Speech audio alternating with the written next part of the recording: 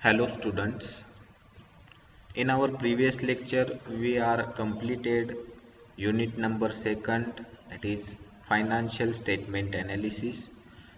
We studied the meaning of financial statement analysis, then we studied the classification of ratios, then we solved a practical illustrations on computation of various ratios relating to the financial statements.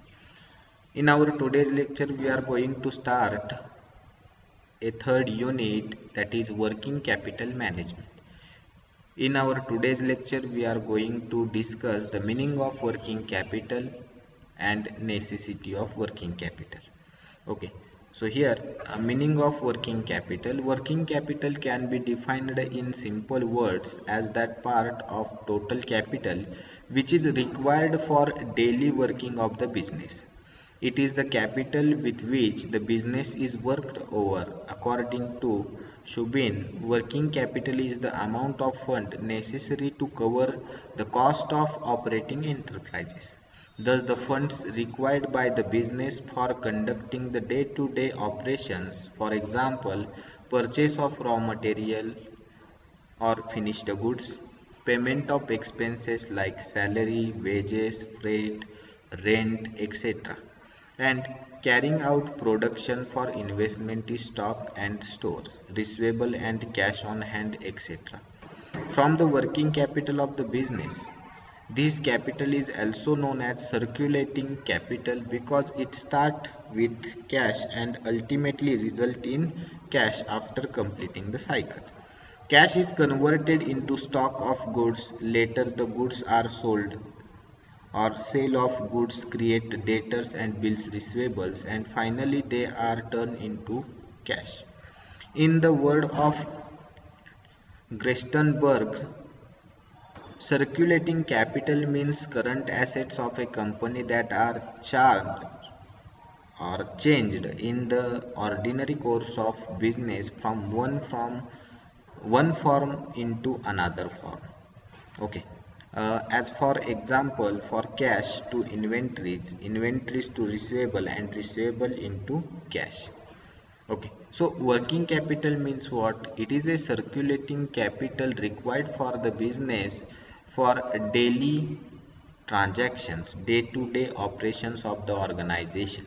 Okay, for example, purchase of raw material, purchase of finished goods, payment of some expenses relating to the organization business such as wages, freight, rent, etc.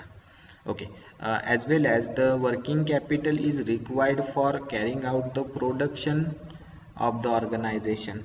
Okay, investment in stock and stores. Okay, receivables and cash on hands, etc., from the working capital of the business. Okay, so the working capital has invested in stock stock and stores, as well as receivables. Okay, cash in hands. Okay, this capital is also known as circulating capital. So it is very important. Working capital is also known as circulating capital. Okay, and it starts with cash and finally it's end with cash. Okay, so result of working capital ultimately shows in cash after the completing all cycles of the organization. For example, here uh, cash is converted into stock. It means cash is converted into finished goods. Okay, then the finished goods is sold in the market, and these sold goods create a debtors as well as bills receivable, and then finally they converted into cash. Okay, so those goods which is sold on cash, we directly convert that goods into the cash, but those goods which is sold on credit basis, okay, so it creates a debtors and bills receivable. Okay, after some time the debtor and the bills receivable uh, converted into a cash. Okay, it is called a cycle of the conversion of cash. Okay, it is called a circulating capital. Okay, in other words of Grestenberg, circulating capital means what? It is a current assets of the company that are changed in the ordinary course of business. It means the current assets can be converted in the course of business in the year, okay, in a current year, in a year, okay, in a certain period we convert these current assets into the cash. It is called circulating capital, it is called working capital. Okay, so circulating capital means what? The current assets of the organization which is converted into cash. Working capital means it is a capital which is required for the business organization to meet its daily transactions. Okay, meet its daily working transactions, daily transactions, day-to-day operations of the organization. It includes purchase of raw material, purchase of finished goods, payment of expenses relating to the organization such as salary, wages, freight, rent.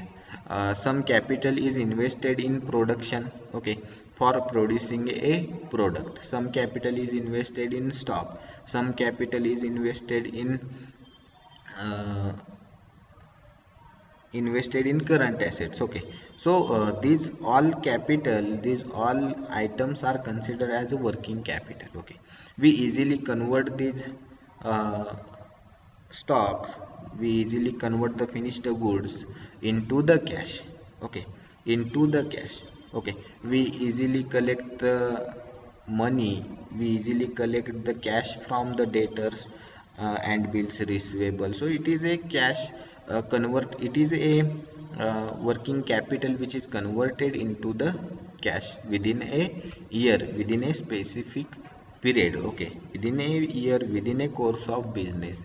It is called working capital. बघा यामध्ये working capital म्हणजे आपण काय पाहिलं तर working capital म्हणजे काय म्हटलेलं आहे की टोटल कॅपिटलचा असा एक पार्ट की जो काय करत असतो की ज्या काही बिझनेस ऑर्गनायझेशनचे डे टू डे ट्रान्झॅक्शन आहे म्हणजे दररोजच्या व्यवहारासाठी लागणारं जे काही भांडवल आहे त्याला काय म्हटलं जातं?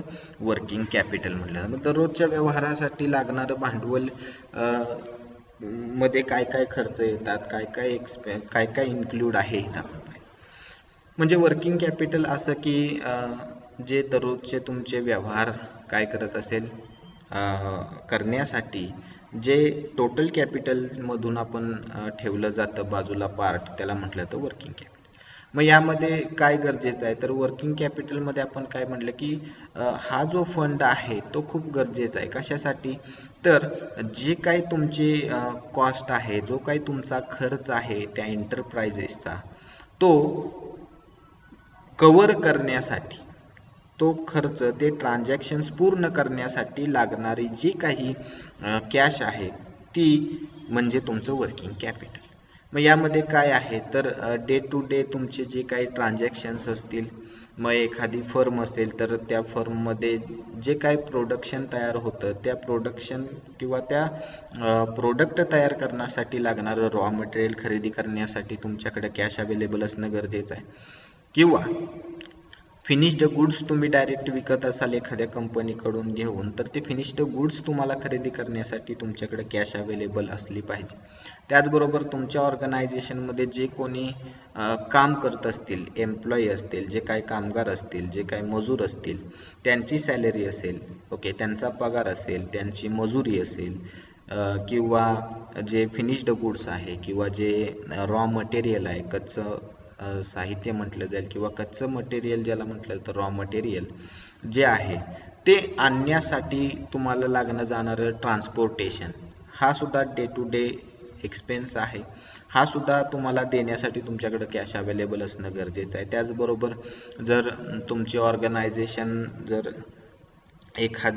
तुमचं ऑर्गनायझेशन जर एखाद्या रेंटवरती तुमचं फर्म किंवा ऑर्गनायझेशन चालत असेल तर ते रेंट पेड करण्यासाठी तुमच्याकडे कॅश असणं गरजेचं आहे. लक्षात आलं? तर त्या सर्व गोष्टी किंवा त्या सर्व खर्च जे आहेत ते रोजच्या दैनंदिन जीवनातले त्या ऑर्गनायझेशनच्या, ओके, दैनंदिन म्हणा किंवा डेली तुम्हाला तेवढा खर्च येणार आहे, मग तेवढा खर्च तुम्हाला भागवण्यासाठी तेवढा फंड तुमच्याकडे काय असला पाहिजे. त्या फंडला काय म्हटलं जातं, तर वर्किंग कॅपिटल असं म्हटलं जातं. ओके, मग आता याची प्रोसिजर काय आहे, म्हणजे वर्किंग कॅपिटल स्टार्ट होतं कॅशपासून आणि संपतं सुद्धा कॅशपासून किंवा संपतं सुद्धा कॅशपाशीच, म्हणजे याची एक सायकल आहे. म्हणजे तुमच्याकडे जे काही कॅश अवेलेबल आहे ती तुम्ही इन्व्हेस्ट केली, समजा प्रोडक्शन करण्यासाठी एखादं प्रोडक्ट. ओके, ते प्रोडक्ट तुम्ही तयार केलं, फायनल गुड्स तुम्ही तयार केला, तो मार्केटमध्ये सोल्ड केल्यानंतर तुम्हाला रिझल्ट काय मिळणार आहे, तर त्याचा रिझल्ट तुम्हाला कॅश स्वरूपातच मिळेल. म्हणजे कॅश इन्व्हेस्ट करा आणि शेवटी कॅश घ्या. ओके, कॅश मिळवा.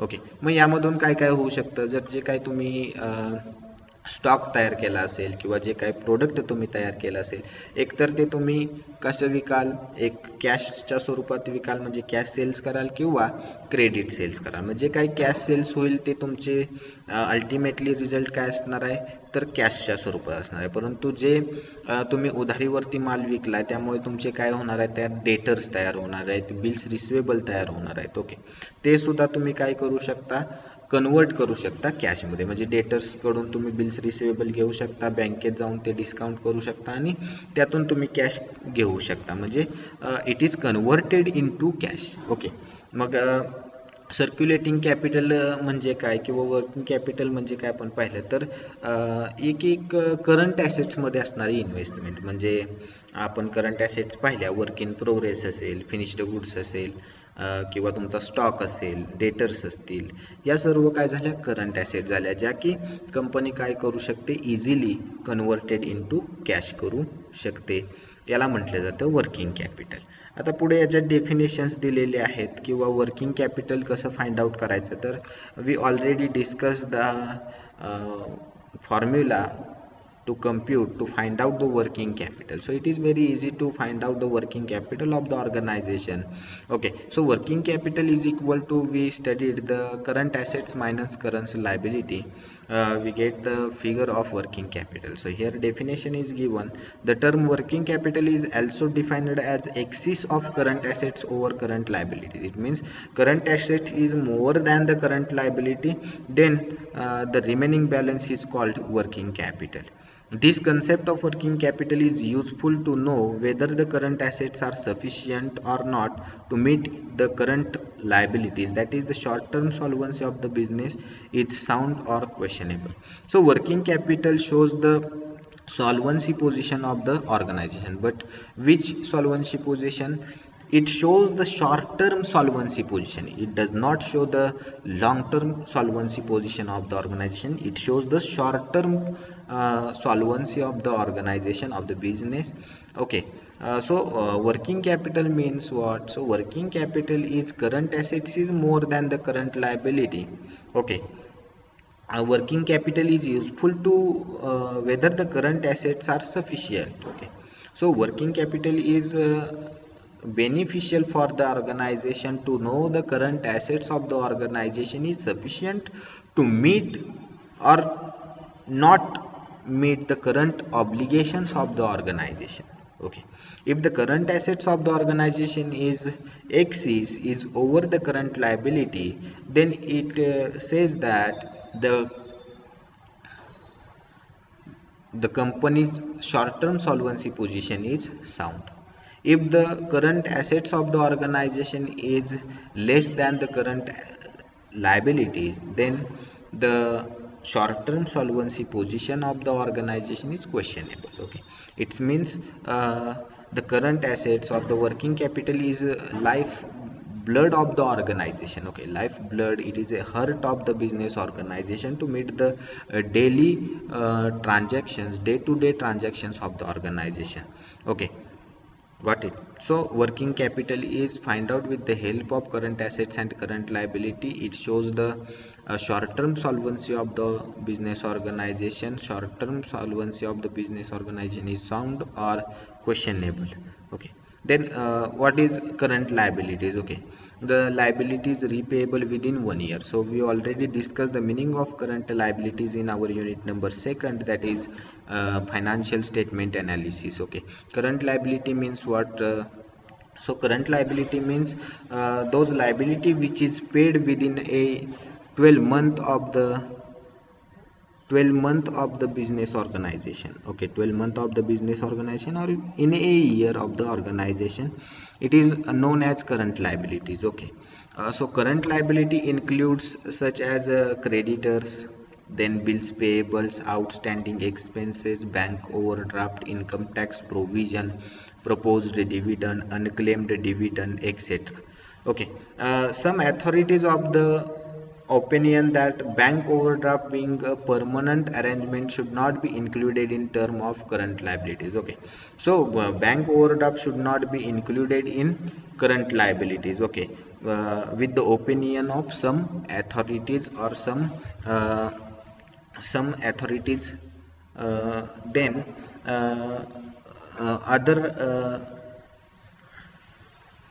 however, other rightly played that as this facility can be withdrawn by bank at any time, it should be treated as a current liability.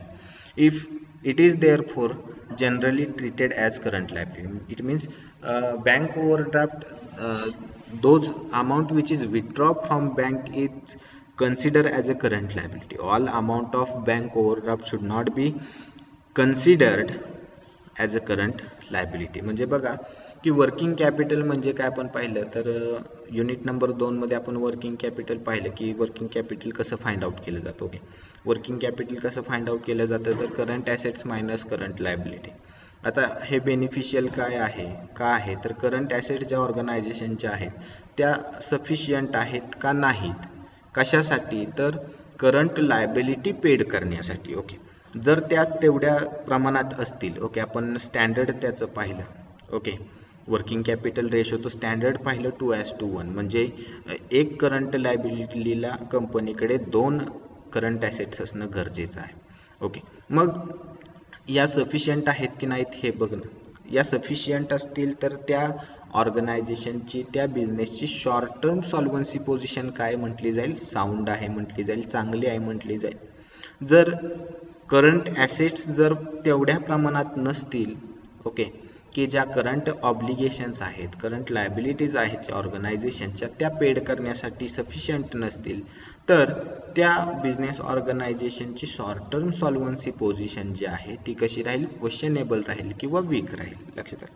यामध्ये आपण करंट लायबिलिटीज अभ्यासल्या. Current liability आपण last लेक्चरमध्ये सुद्धा अभ्यासल्या होत्या. Current liability कशाला म्हटलं जातं की ज्या लायबिलिटीज आपण एका वर्षामध्ये किंवा वर्षाच्या 12 मंथमध्ये कधीही पेड करू शकतो त्यांना काय म्हटलं जातं, करंट लायबिलिटी. मग करंट लायबिलिटीमध्ये काय काय इन्क्लूड होतं हे सुद्धा आपण पाहिलं होतं. तरी इथं दिलेलं आहे की करंट लायबिलिटीमध्ये काय काय इन्क्लूड होईल, क्रेडिटर्स इन्क्लूड होतील, बिल्स पेएबल इन्क्लूड होईल, आउटस्टँडिंग एक्सपेन्स इन्क्लूड होईल, बँक ओव्हरड्राफ्ट इन्क्लूड होईल, इन्कम टॅक्स प्रोव्हिजन इन्क्लूड होईल, प्रपोज्ड डिव्हिडंड आहे जो की शेअर होल्डरांसाठी प्रपोज केला असेल, ओके, म्हणजे प्रोव्हिजन केली असेल तेवढ्या डिव्हिडंडची, अनक्लेम डिव्हिडंड आहे.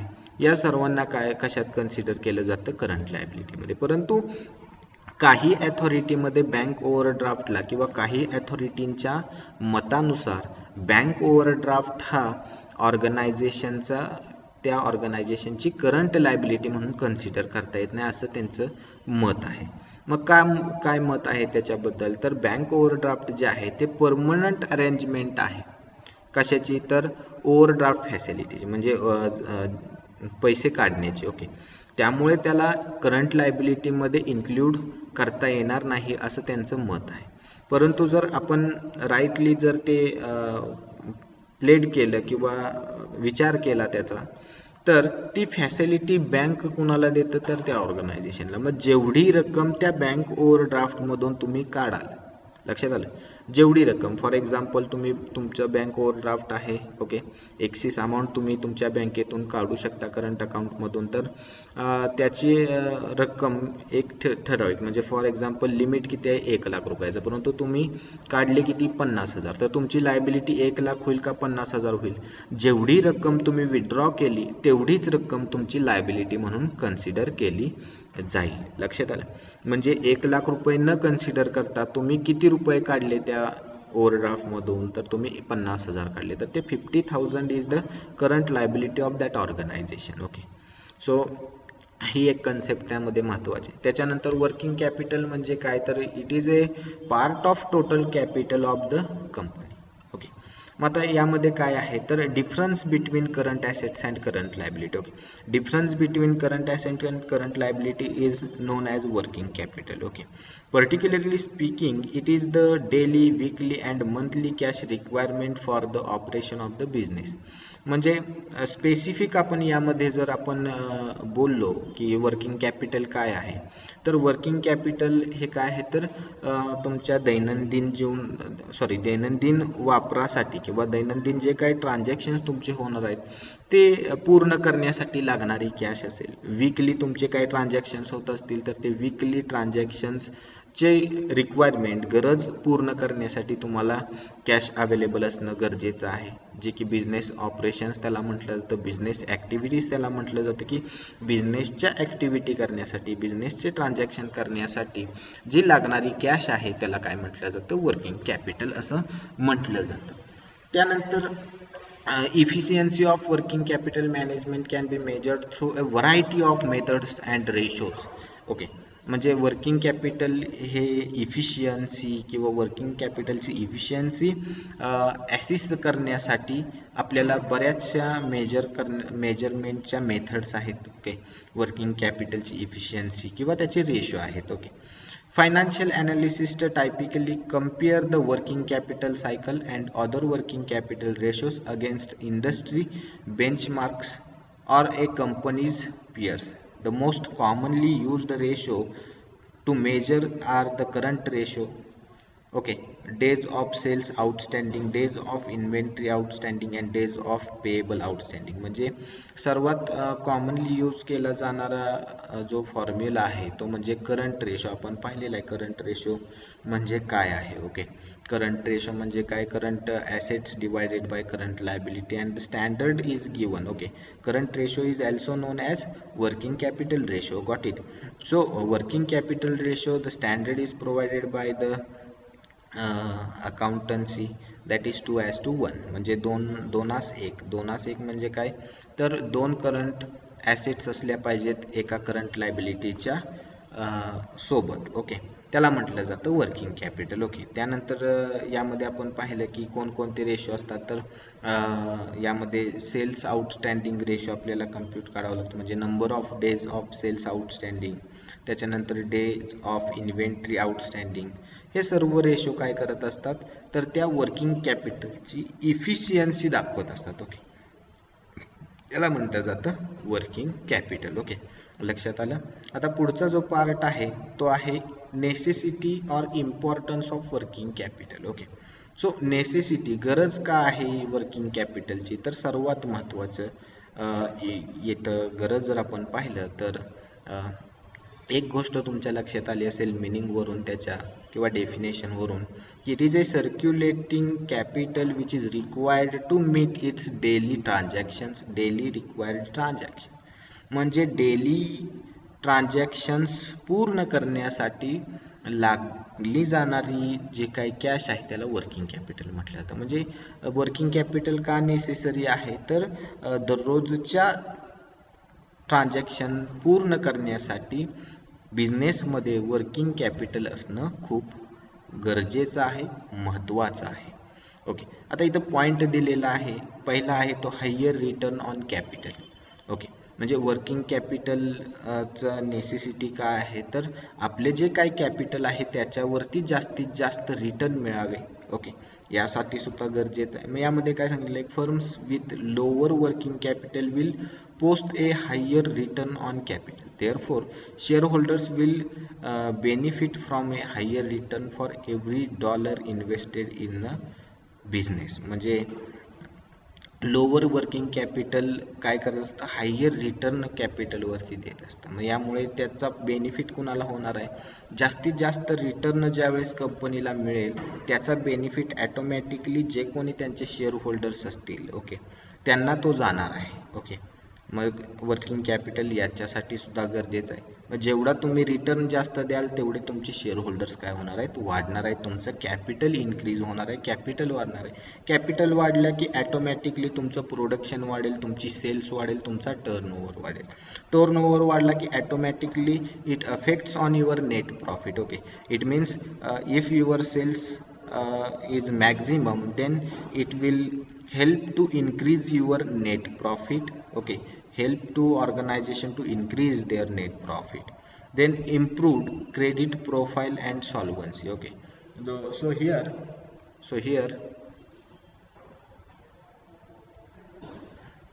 okay, so here uh, improve credit profile and solvency. The ability to meet short-term obligations is a prerequisite to long-term solvency, and it is often a good indication of counterparty's credit risk. Adequate working capital management will allow a business to pay on time its short-term obligation.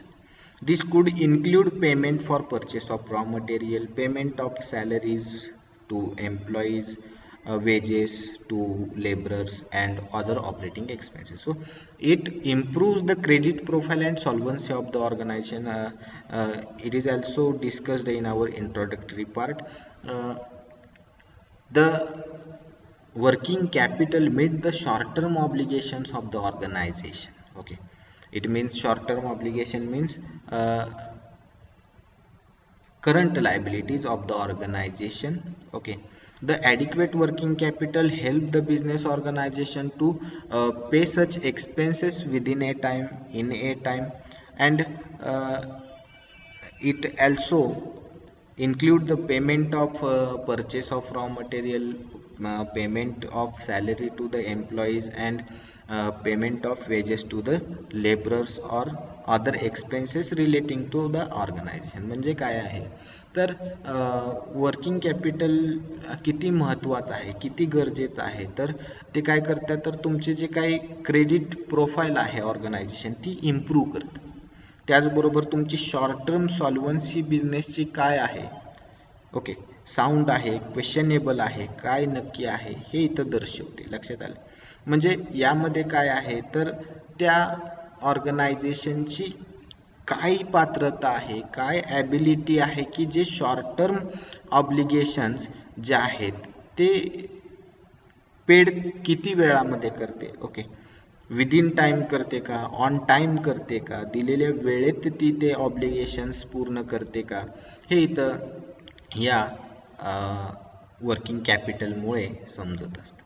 त्याचबरोबर यामध्ये आणखी काय सांगितलेलं आहे तर working capital काय दाखवतं तर बिझनेसचे जे काही खर्च आहेत ते तुम्ही वेळेत पूर्ण केलेत का, वेळेत पेड केलेत का, हे सुद्धा या वर्किंग कॅपिटलचा त्यामध्ये बेनिफिट आहे. मग त्यामध्ये आपण पाहिलं की बाबा वर्किंग कॅपिटल का गरजेचं आहे तर बाबा आपल्याला बिझनेसमध्ये प्रोडक्शन करण्यासाठी रॉ मटेरियल लागेल किंवा सेल करण्यासाठी फिनिश्ड गुड्स लागेल.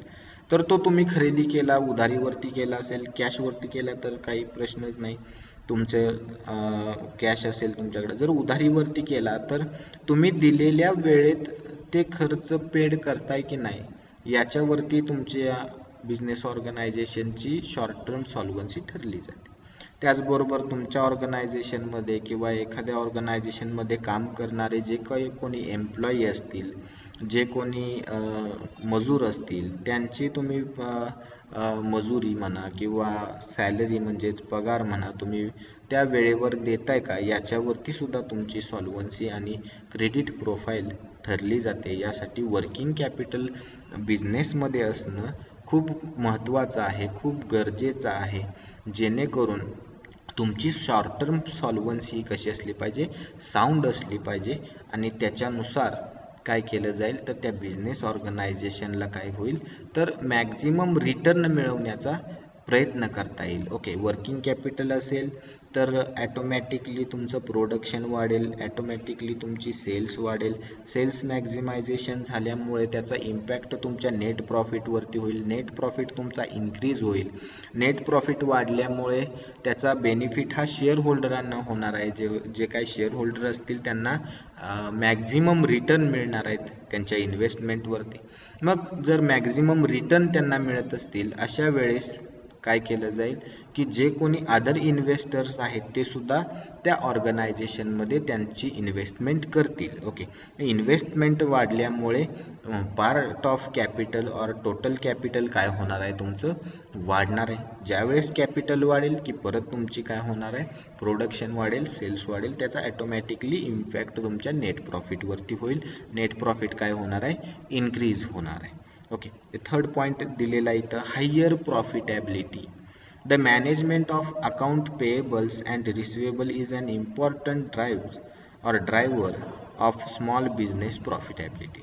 So account payable and account receivables is very important for higher profitability of the small business organisation. म्हणजे जे काय अकाउंट पेएबल आहे किंवा पैसे येणं आहेत, पैसे देणं आहेत, हे सर्वात महत्त्वाचा पार्ट आहे या बिझनेसमध्ये की त्याच्यावरून तुमचे काय होत असते तर प्रॉफिटॅबिलिटी पोझिशन कशी आहे, हायर आहे, मीडियम आहे, लोअर आहे, साऊंड आहे, क्वेश्चनेबल आहे, हे कळत असं. म्हणजे तुम्ही घेतलेल्या क्रेडिटवरती माल असेल त्याचं पेमेंट ऑन टाईम होतं.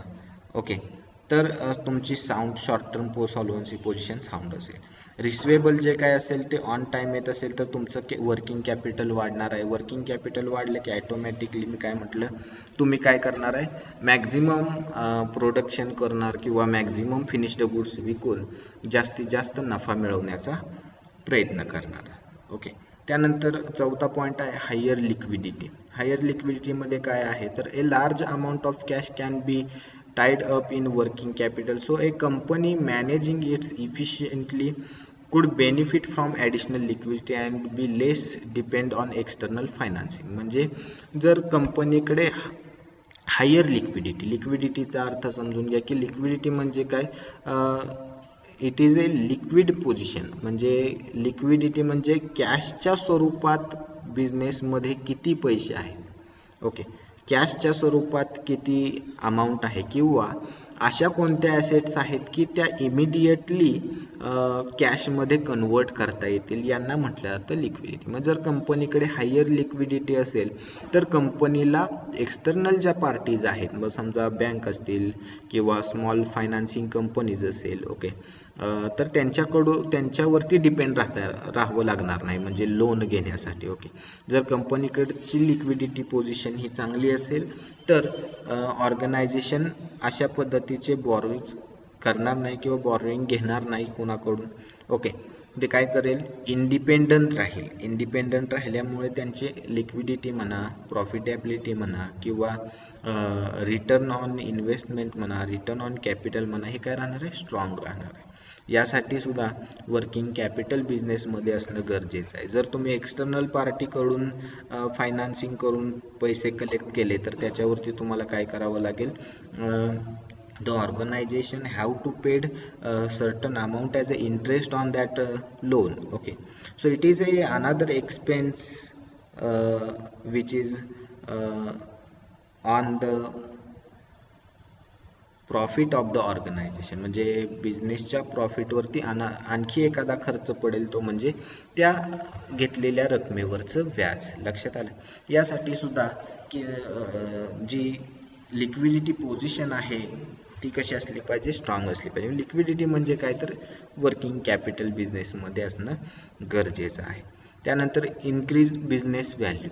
Okay, firm with more efficient working capital management will generate more free cash flow which will result in higher business valuation and enterprises value. म्हणजे काय करतात तर वर्किंग कॅपिटल जर कंपनीकडे असेल, इफिशियंट असेल, मॅक्झिमम वर्किंग कॅपिटल जर कंपनीकडे असेल तर त्या कंपनीचं गुडविल, ओके, बिझनेस व्हॅल्यू म्हणजे काय आहे, तर त्या कंपनीचं गुडविल आहे, एंटरप्राइजेसची व्हॅल्यू आहे, ती काय करते, ॲटोमॅटिकली वाढते.